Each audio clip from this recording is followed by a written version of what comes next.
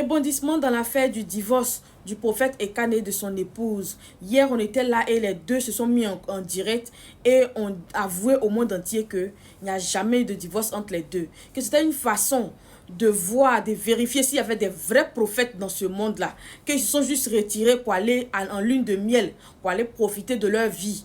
Et ils ont inventé l'histoire de sa maladie et l'histoire aussi de divorce pour voir s'il y avait réellement des vrais prophètes qui allaient voir que y a pas, c'est faux, que c'était pas une affaire de divorce, que c'était une affaire de se retirer pour aller faire lune de miel.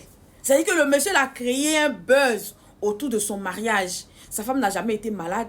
Lui aussi, il n'a jamais voulu divorcer. Mais il s'est mis comme ça. Il s'est dit que, ah, attends, il va mettre les prophètes. C'est-à-dire qu'il va voir s'il y avait réellement des vrais prophètes dans ce monde-là. Donc, il peut les mettre à l'épreuve là.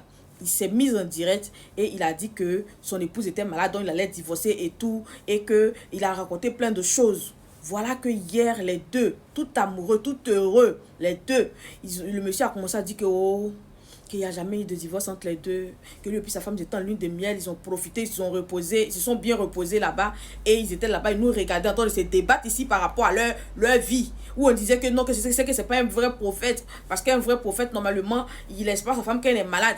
Déjà, ils étaient là-bas en train de nous regarder, en train de se débattre ici, mes abonnés. On peut faire ça. Donc voilà ça, mes abonnés. Il dit que il n'y a jamais eu question de divorce, que c'était juste une histoire de voir s'il y avait réellement des vrais prophètes dans ce monde où on est assis par terre là. Donc donnez-moi vos avis dans les commentaires. Qu'est-ce que vous pensez de cette histoire là? Est-ce que cette mise en scène était nécessaire? Donnez-moi vos avis dans les commentaires.